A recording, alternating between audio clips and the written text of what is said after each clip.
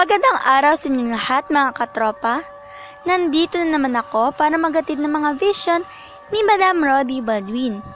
Pero bago ko pa simulan mga katropa, nais ko lang ipaalala sa inyo na hindi po ako si Madam Rody Baldwin.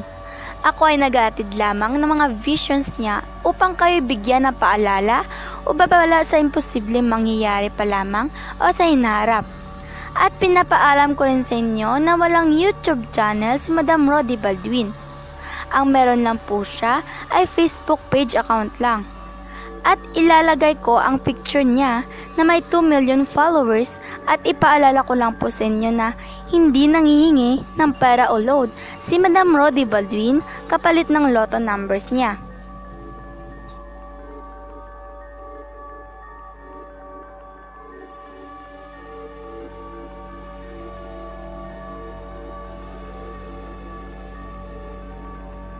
Rody Baldwin Vision para sa lugar ng Batanes.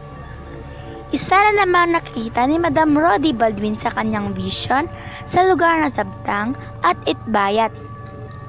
Itong dalawang lugar na to na nakikita ni Madam Rody Baldwin sa kanyang vision, isang malaking aksidente ito at hindi biro dahil may buhay na mawawala.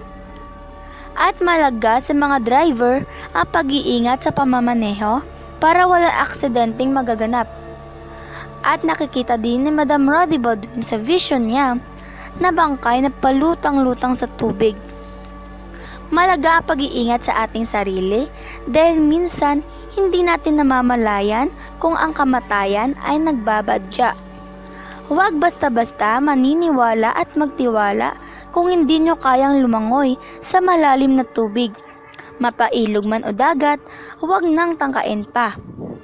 At isa pang nakikita ni Madam Rody Baldwin, simbahan na hindi malayo sa bakery at may nakikita din si Madam Rody Baldwin na tambayan sa lugar na yan.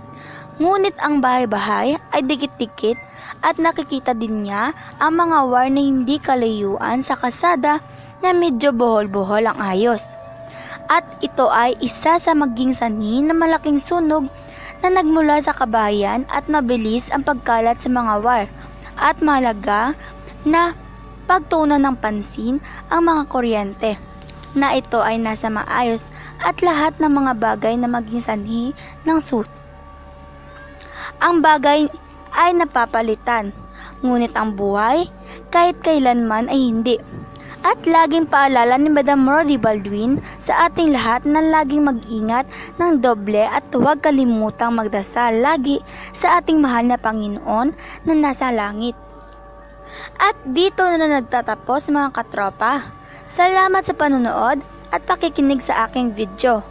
Huwag kalimutang i-click ang bell button at mag-subscribe sa channel na to. God bless inyong lahat. Hanggang sa muli mga katropa.